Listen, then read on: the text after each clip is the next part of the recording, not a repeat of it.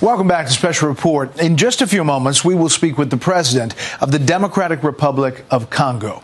But first, let's take a look at the history of the conflict in his country. This region has been ravaged by war over religion, ethnicity, and minerals since the 1990s. More than 6 million people have died. Now, the first conflict began amid the 1994 Rwandan genocide.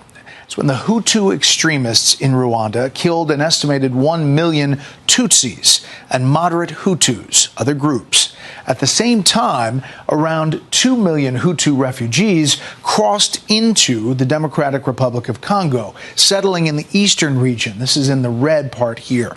A small portion were extremists who began organizing militias, prompting the Tutsis to do the same. Now, sporadic fighting would take place, all in the early 2000s, when peace agreements were being negotiated. But that would bring the emergence of another group, M23. In 2012, the group took the strategic city of Goma, right here in the middle. They pulled out days later due to international pressure and fled to Uganda and Rwanda. Now, M23 then resurfaced in 2021. With an estimated 6,500 fighters, they began to take significant control of the territory in that region. They shelled displacement camps. They cut off supply routes. Congo is considered the world's richest country in terms of natural resources. Untapped deposits are worth, get this, an estimated $24 trillion with a T. The country also produces 68% of the world's cobalt. It's the fourth largest producer of diamonds in the world. Lithium deposits are also significant. Now, China controls much of Congo's mining industry and has given Congo's government drones and weaponry to defend those mines. Other countries also have an interest in the region. Burundi, a majority Hutu country, sees Rwanda as a threat, and it supports the Congolese troops. Uganda is defending against Islamic State-linked militants along its borders.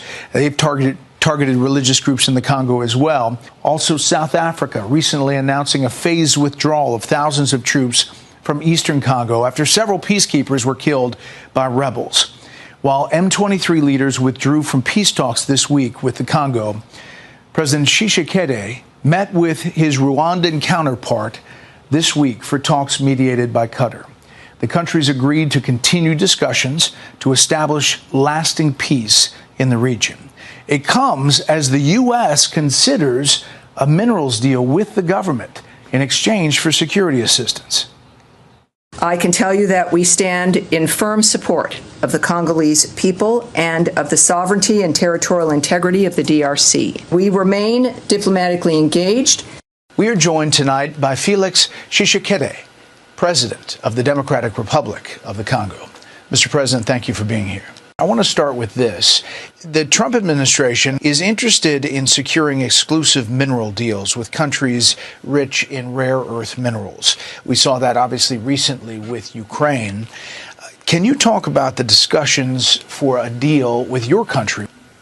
Très bien, merci. Thank you very much. Good evening to you. We are looking for partnerships, and we have established partnerships with many other countries, and we think the United States of America, given its role and influence around the world, is an important partner to have. And we are very happy to see that with the Trump administration, things are moving a lot faster on both sides. Untapped deposits are worth an estimated $24 trillion. What would you need to happen to move forward with that relationship? We want to extract these minerals, but also process them, as this would create a lot of jobs. And we want a partnership that will provide lasting peace and stability for our countries, which we need. It's a dangerous place, the Congo. How would a U.S. company guarantee safety on the ground?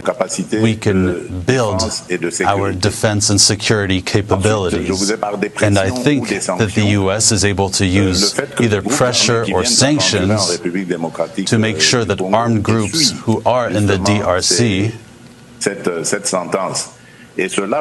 can be kept at bay. Mr. President, the United States has been concerned about China's influence in Africa, particularly in the DRC. How would you manage this relationship with Beijing while maintaining ties with the U.S. that you obviously want to expand? Nature abhors a vacuum, as the saying goes. It's not that China is waxing in Africa. It's more that America is waning in Africa, and we would be very happy to have our American friends here who used to be more present than China in the 70s and 80s. How do you think a minerals deal, if it comes to fruition, would benefit Americans? Silicon Valley companies know exactly what I mean. And so I think this partnership will help these industries develop more and more innovative products. I want you to address, if you could, and talk about the fighting in eastern DRC, and how do you intend to resolve it? The DRC has a neighboring country called Rwanda, which about 30 years ago experienced a genocide. The international community at the time asked us to open our borders to receive droves of refugees who were fleeing the fighting and the massacres. And since then, unfortunately, this hellish situation that was in Rwanda at the time has seeped into the Democratic Republic of the Congo.